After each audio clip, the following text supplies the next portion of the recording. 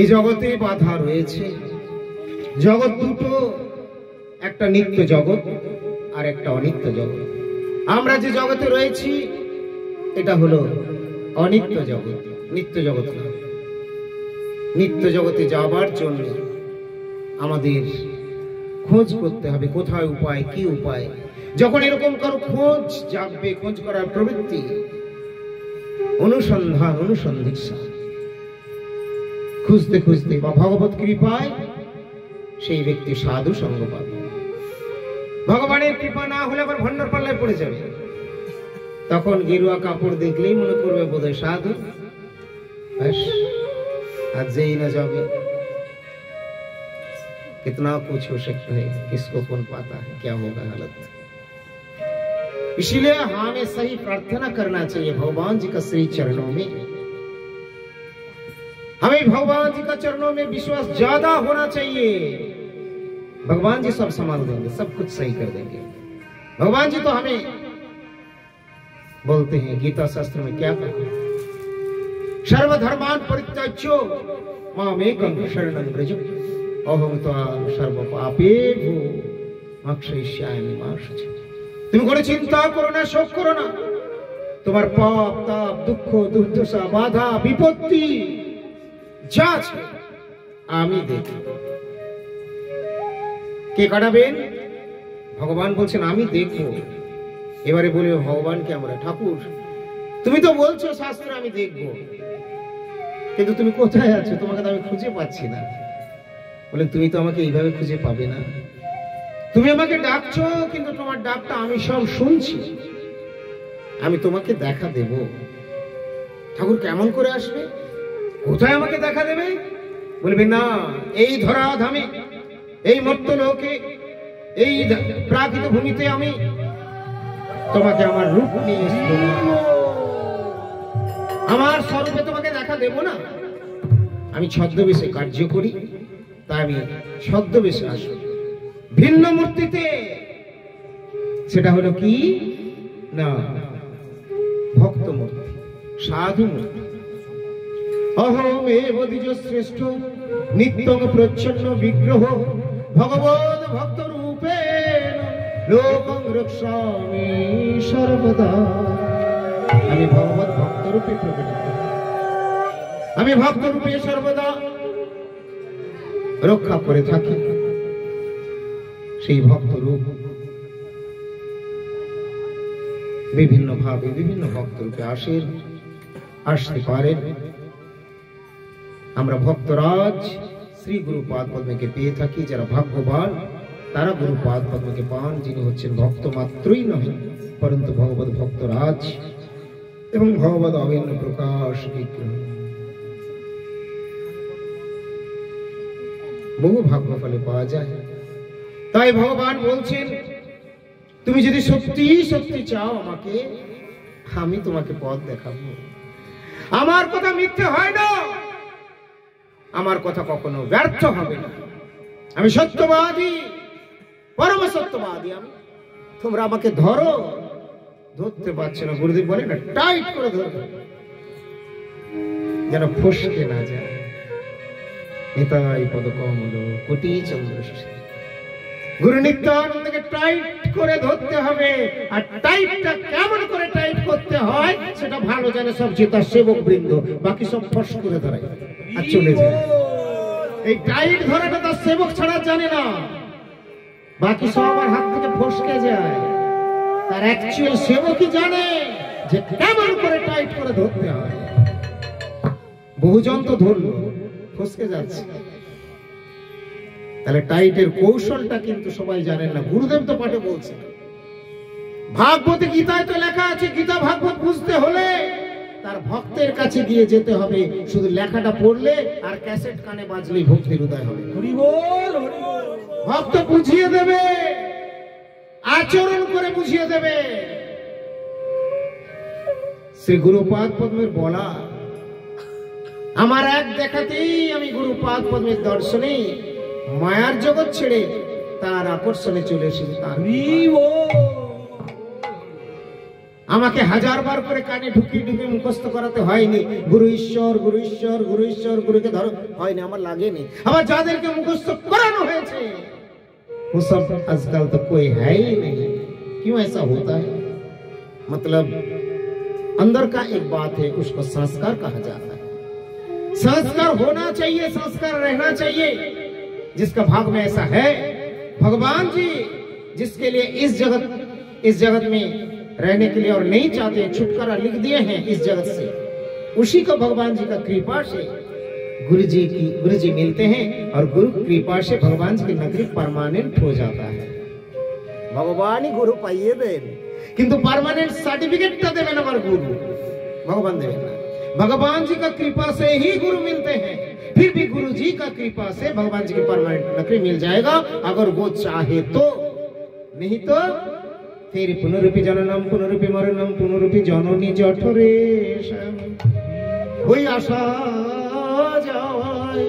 সারে হবে, তার আশা যাওয়াটাই সার হবে। কার? যাদের গুরু পাদ পদ্মে, গুরু নিত্যানন্দের পাদ পদ্মে মতি হলো না।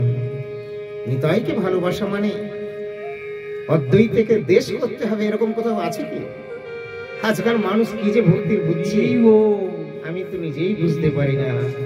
একবার করে মনে হয় গুরুদেব এই অবস্থা দেখে আমারই তো তালগুল পাকিয়ে যাচ্ছে। কোথাও লেখা আছে যে নিতাইকে ভালোবাসতে হলে অদ্বৈতকে ভালোবাসা চলে না, নিত্যানন্দকে ভক্তি করতে হলে গদাধরের সেবা করা চলে না, নিত্যানন্দকে ভালোবাসতে হলে বা মহাপ্রভুকে ভালোবাসতে হলে শ্রীবাসকে শ্রদ্ধা করা চলে না। শ্রীবাস আদি ভক্তবৃন্দ, এই যে গৌর ভক্তবৃন্দ, নিতাই ভজ ভজ ভজ ভাই নিতাই, ওরে নিতাই ভজিলে গৌর পাবে, নিতাই ভজিলে গৌর পাবে, নিতাই ভজিলে গৌর পাবে, নিতাই ভজিলে গৌর পাবে, নিতাই ভজিলে গৌর পাবে, ভজ ভজ ভজ নিতাই ভজ নিতাই ভজিলে গৌর পাবে, ভজ ভজ ভাই নিতাই ভজ, ওরে নিতাই ভজিলে গৌর পাবে, ভজ ভজ ভজ নিতাই ভজ, নিতাই ভজিলে গৌর পাবে, ভজ ভজ ভাই নিতাই ভজ, নিতাই ভজিলে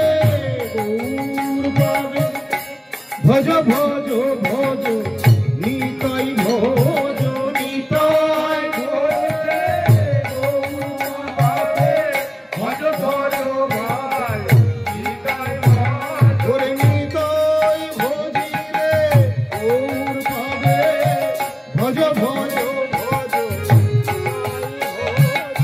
নিতাই ভজিলে গৌর পাবে, ভজ ভজ ভজ নিতাই ভজ, নিতাই ভজিলে গৌর পাবে, ভজ ভজ ভজ নিতাই ভজ, নিতাই ভজিলে গৌর পাবে, ভজ ভজ ভজ নিতাই ভজ,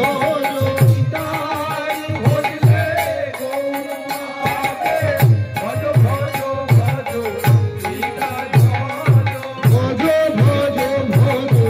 নিতাই ভজ, ভজ ভজ ভজ নিতাই ভজ, নিতাই ভজিলে গৌর পাবে, ভজ ভজ ভজ নিতাই ভজ, নিতাই ভজিলে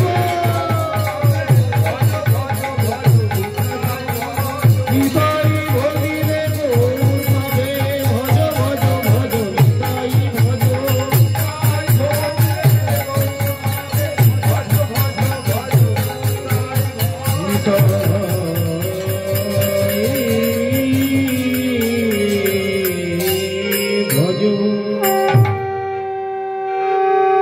बोलो श्री राधा रानी की, श्री गुरुदेव की, श्री चैतन्य भागवत कम आदि खंड 16 अध्याय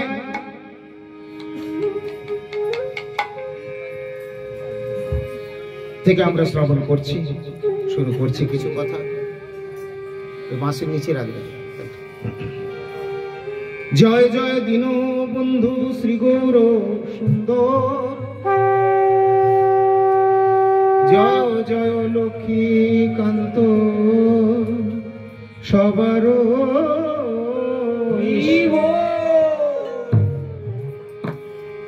সবার ঈশ্বরকে ভগবান পরমেশ্বর মহাপ্রভু, তিনি দীনবন্ধু, তিনি দিনের বন্ধু, দিনের সহায়, তিনি লক্ষ্মীকান্ত, তিনি রাধাকান্ত, কিন্তু এখন তিনি ভক্তরূপে লীলা করছেন। তাই প্রেমে বিভোর হয়ে শ্রী চৈতন্য মহাপ্রভু বৃন্দাবন গমন, বৃন্দাবন যাত্রা করছেন। সব সময় তার বৃন্দাবনের ভাব আদর্শন। এই জন্য একটি কীর্তন রয়েছে, খনি বৃন্দাবন।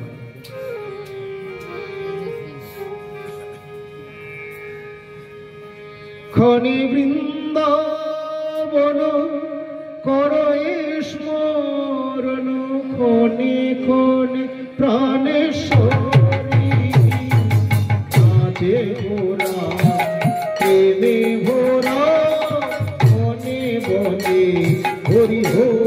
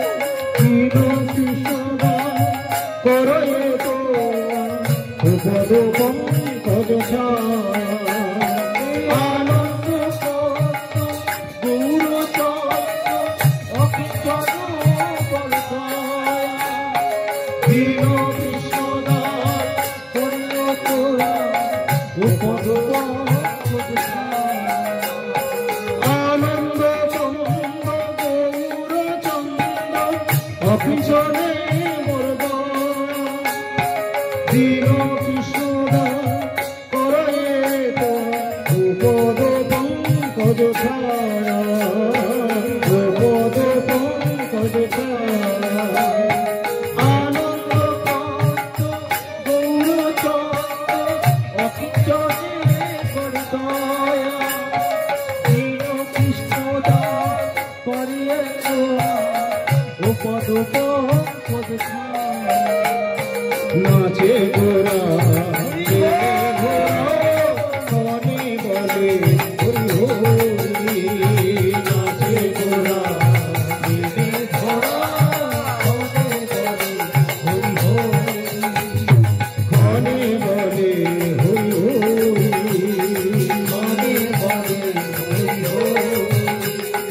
মনে বলে হরি হরি কলিযুগ বাহনতার সংকীর্তন প্রবর্তক শচী দুলাল শ্রীমন মহাপ্রভু গৌর হরি গৌর সুন্দর তিনি কৃপা পূর্বক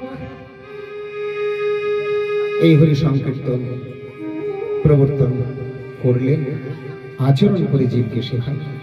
নিয়ে এসেছিলেন সাঙ্গ গুলো সবাই একটা কিরকম ভক্ত দেখুন। আমরা বইয়ের গুলো পড়ি আর পাতা মুড়ে আবার রেখে দিই, তা তো করলে হবে না, আচরণ করতে হবে।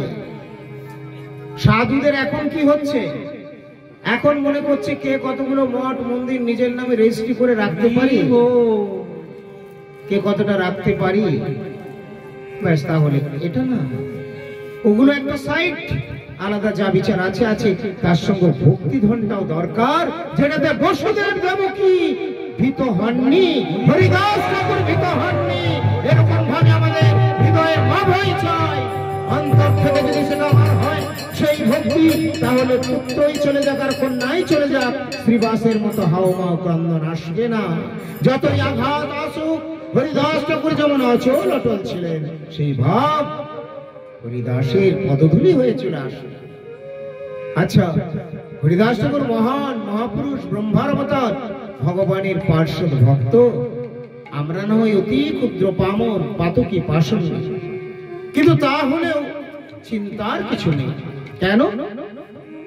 আমরা যতই অযোগ্য, যতই ছোট হই, কথায় বলে যে বাঘের বাচ্চা সিংহের বাচ্চা তো সিংহের মতোই গর্জন করবে, নাকি বিড়ালের মতো মেয় মেয় করবে? কি বাচ্চা হলেও, বাচ্চা হলেও সেই সিংহের বাঘের মতোই গর্জন করবে।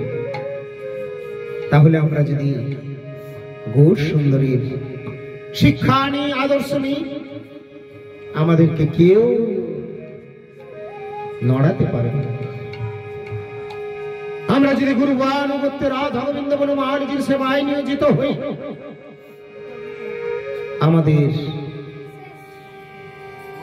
কেউ কেশাগ্র স্পর্শ করতে পারবে না। আমরা সাধু সঙ্গে হরিনাম গ্রহণে ব্রতী হব, সঙ্গটা ঠিকভাবে হওয়া চাই। সঙ্গ ঠিকভাবে যদি না হয়, গুরুর কাছে গিয়েও কিছু লাভ হবে না। গুরুর চেয়ে অনেক দূরে থেকেও তুমি বিরাট সৌভাগ্য বরণ করতে পারো, আবার কাছে থেকেও দুর্ভাগ্য হয়ে যায়, আবার কাছে থেকেও সৌভাগ্য হতে পারে, দূরে থেকে হয়তো দুর্ভাগ্য হয়ে যায়। আচ্ছা, ছিল প্রভুপাদ ভক্তি সিদ্ধান্ত সরস্বতী গোস্বামী ঠাকুর আমাদের কি শিখিয়েছিলেন? কাছে থাকা দূরে থাকার জন্য না, ভজন ভজন। তোমরা ভজন, তোমরা ভগবানের নাম করো, ভগবানের প্রতি আকৃষ্ট হও।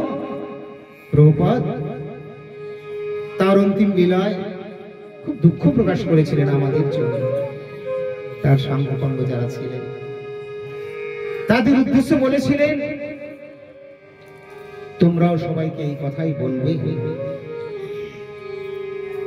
আর আমি তোমাদেরকে প্রভুর কথা বলতে এসে হয়তো অনেককে অনেক দুঃখ দিয়েছি, কষ্ট দিয়েছি। অনেকে হয়তো আমার কথায় মর্মাহত হয়েছে, ব্যথা বেদনা অপমান বা আরো কিছু বোধ করেছে, কিন্তু বিশ্বাস করুন আপনাদেরকে ছোট করা বা দুঃখ দেওয়ার আমার উদ্দেশ্য নয়। আমার উদ্দেশ্য আপনাদেরকে এক একটা কৃষ্ণ ভক্ত তৈরি করা। বাবা মা যেমন ছেলেকে স্কুলে পড়াশোনা না করলে চর্চা পর্দায় শাসন করে, তাই আপনাদেরকে তো আমি লাঠি পেটাইনি, দুটো বাণীর শাসন করেছি একমাত্র আপনাদের বহির্মুখতা কাটিয়ে আপনাদেরকে উন্মুখ করার জন্য। তাই যদি আমার এই কথা যদি আপনাদের মনে হয় কেউ যদি ব্যথা পেয়ে থাকে, আপনারা নিজ গুণে ক্ষমা করবেন। আমি আপনাদের কাছে ক্ষমা প্রার্থী। তবে সেই সাথে আপনাদেরকে এই কথা আমি বলে যাব, আজকে আমার দোষ দেখলেও, আজকের আমার কথার গুরুত্ব বুঝতে না পারলেও, আমি চলে যাওয়ার পরেও এই কথা আপনারা বুঝবেন। এই কথা আপনাদেরকে জন্ম জন্মান্তরে প্রকৃত মঙ্গল দেবে। এই কথা হলো বাস্তব সত্য কথা, কারণ মুক্ত কথা নয়। নির্ভীক ভাবে আমরা বাস্তব সত্যের কীর্তন করব। আমরা যদি নির্ভীক হতে না পারি, জনতোয়াজ করে যদি চলি, তাহলে আমার ধর্মনীতি ভক্তি পথে না নিয়ে আমার রাজনীতির পথে আসলেই ভালো হতো। রাজনীতিতে বলে না, এখন একরকম বলবে তারপরে আরেক রকম, ওটা ওদের পক্ষে শোভা পায়, ভক্তদের পক্ষে না। ভক্ত হবে নিষ্কপট, হৃদয় মুখ আর হৃদয়। হরিদাস ঠাকুরের মুখে মনে হৃদয় এক। হরিদাস ঠাকুরকে যখন বললেন, ডেকে পাঠাচ্ছেন, হরিদাস এসেছে, সবাই নালিশ করে গেছে, ও হরিদাসকে ওই নামটা বন্ধ করা তো হিন্দুয়ানি করছে। মুসলিম রাজ অনেক কাল ছিল দেশে, ব্রিটিশদের ছিল। আর এই হিন্দু বলতে আমাদের ধর্ম যেটা আমরা যেটা করি, শাস্ত্রে যেটা বলছেন, এটা আমাদের শুধু হিন্দু ধর্মই নয়, এটা তারও ঊর্ধ্বে আরো উচ্চ জায়গায় রয়েছে, এটা হলো সনাতন। তো যাই হোক, বর্তমানে হিন্দু হিন্দু যেটা কি বলে, যাই হোক, সব কোমর ভাঙার দল হয়ে গেছে, কিচ্ছু নেই, কিচ্ছু। একটা বাস্তব সত্যের কথা বলার স্পৃহা নেই। হরিদাস ঠাকুরকে ডেকে পাঠিয়েছিল, তাতে হরিদাস ঠাকুর ভীত হননি, নির্ভীক ভাবে এগিয়ে চলেছিলেন, দীপ্ত কণ্ঠে হরিনাম কীর্তন করেছিলেন। যখন লাস্ট হরিদাসকে পুছলো, জিজ্ঞেস করেছে, নামটা ছেড়ে দিতে হবে? সম্ভব নয়। তাহলে কি তুমি চাও যে আমি আমার একটু ব্যবস্থা নিই? আর আমার ব্যবস্থা হরিদাস, তোমাকে অনেকবার সুযোগ দিলাম, কিন্তু তুমি কথা শুনলে না। এরপর যদি তুমি না শোনো, তাহলে কি হবে জানো? হরিদাস ঠাকুর হাসতে শুরু করল। কতবার মারবেন? দেহের মৃত্যু তো একবারই হবে। এই দেহ প্রাপ্ত হয়েছে একবারই, তো আমি মরবো, আর তো বারবার হবে না। তাই হো হো করে হাসতে হাসতে ঠাকুর হরিদাস উত্তর দিয়েছিলেন, বেশ মহারাজ, আপনারা তাই করুন। যদি আমি হরিনাম না ছাড়লে আমাকে যদি মৃত্যুদণ্ড বরণ করতে হয়, আমি তাও করবো, তবে হরিনাম ছাড়তে পারবো না। আমরা সেই হরিদাস ঠাকুরের পদধূলি হব। চরণে অনেকগুলো ধূলি থাকে, তার মধ্যে এক কোণা হওয়ার জন্য চেষ্টা করব। অন্তত হতে পারি না পারি, চেষ্টা করতে পারি না পারি, অন্তত এটাও তো বলবো, হরিদাস ঠাকুর তুমি কত করলে আমাদের অবধগুলোকে শেখানোর জন্য।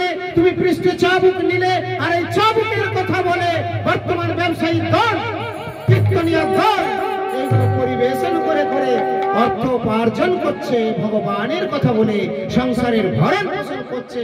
হায় রে দুঃখ দৈব, এই হলো বর্তমান দিনের ভাগবত কথা। হরিদাস ঠাকুর এ ধরনের ছিলেন না। হরিদাস ঠাকুর কথার ব্যবসা করতে বেরোননি। তখন এই হরিদাস ঠাকুর, তখন এই নিত্যানন্দ প্রভু, তাদের এরকম মঠ মন্দিরে তো আঁকড়ে রাখা, রেস্ট করা, রেই করা, রই করা কোথায় ছিল ভাই? ওই কান্তিকতা চলে যাচ্ছে, আমাদের শরণাগতি চলে যাচ্ছে, আমাদের নির্ভীক বিচার চলে যাচ্ছে। আমরা যে সুন্দর বিচার আমাদের হওয়া উচিত, তার জায়গা আমাদের অসুন্দরতা স্থান পেয়ে যাচ্ছে। কেন? ভাগবতের কথা আমরা ঠিক বুঝছি না। ভাবি যে ভাগবত একটু পাঠ শুনতে হয়, ঘরে দুটো পাতা উল্টাতে হয়, দুটো ফুল দিতে প্রণাম করতে হয়, আর জয় গুরুদেব বলে গুরুকে কিছু প্রণামই দিয়ে আসতে হয়, আর বৈষ্ণবকে একটু দেখলাম প্রণাম, এটাই নয়। তুমি আচরণ করো, আচরণ করলে তুমি মহা লাভবান হয়ে যাবে। শৃণ্যত শ্রদ্ধা নিত্যং গৃহীণতশ্চ সচেষ্টিতং নাতি দীর্ঘেন কালেন ভগবান বিশতি। শৃণ্যত শ্রদ্ধা নিত্যং গৃহীণতশ্চ সচেষ্টিতং, গ্রহণে সচেষ্ট হতে হবে। নিয়মিত হরি কথা শ্রবণ করো, গ্রহণে সচেষ্ট হও। নাতি দীর্ঘেন কালেন, ন অতি দীর্ঘকালে, মানে শীঘ্রই ভগবান হৃদয় ভগবান প্রকাশ হয়ে যাবে, অন্তর্দর্শন হবে, বহির্দর্শন হবে প্রভুর কৃপায়। কৃপা না করলে দর্শনই হবে না। কে তারে জানিতে পারে যদি না জানো? ভগবান কৃপা না করলে ভগবানের জানা যাবে না, দর্শন হবে না। এই জন্য বললেন ভগবত দর্শনে তৎকারুণ্যমেব হেতু, তৎকারুণ্য চ নাম সংকীর্তনেব হেতু। ভগবানের দর্শনের মূল হলো ভগবানের করুণা। ভগবানের দর্শনের মূল কি? কি বললাম? করুণা। আর সেই করুণা বা কৃপাটা লাভ হবে কি করে? তার নাম সংকীর্তনেব হেতু। তার নাম সংকীর্তন, তার নাম সংকীর্তন করতে। এবারে নাম সংকীর্তন আবার কেমন? এই সংকীর্তনটা আমাদের বুঝতে হবে। তার জন্য এটা বুঝতে হলে আমরা যে মালাতে পড়ে যে জপ করি, এটা তো জপ হচ্ছে। আর বাইরে উচ্চস্তরে যখন আমাদের কীর্তন আমরা করছি বা সমবেত হয়ে করছি, সংকীর্তন সম্মুখ রূপে কীর্তন, নাম রূপ গুণ লীলা পরিকার বৈশিষ্ট্য। সুখদেব গোস্বামী প্রভু শুধু হরি কথা বলেই যাচ্ছে না, বলে ভগবানকে পেয়ে গেছে। বর্ণনে কীর্তনে আর শ্রবণে পরীক্ষিত মহারাজ, কেউ শ্রবণে, কেউ কীর্তনে, কেউ স্মরণে, কেউ অর্চনে, কেউ বন্দনে, কেউ দাস্য সক্ষম আত্মনিবেদন ভোক্তৃত্বে। ভগবানের এই ভক্তির নবদা ভক্তি রয়েছে।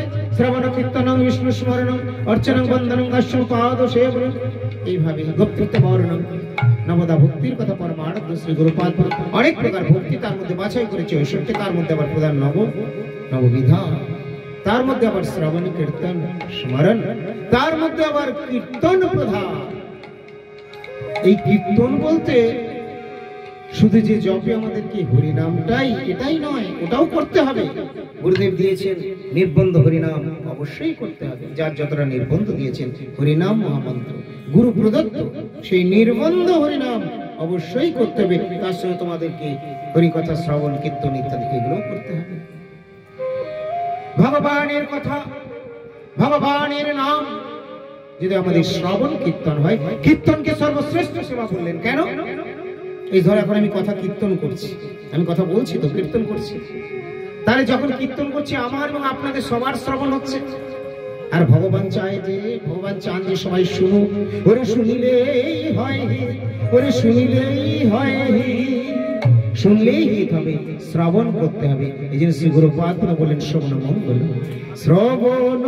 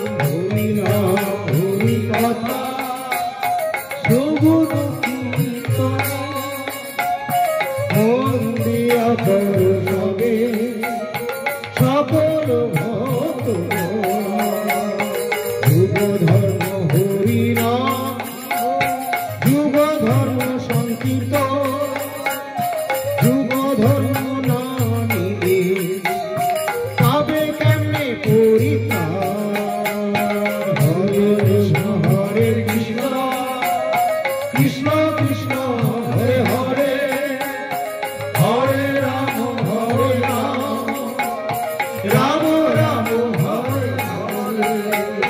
কৃপা করো গুরুদেব, কৃপা করো গুরুদেব, কৃপা করো প্রভুজি, কৃপা করো প্রভু,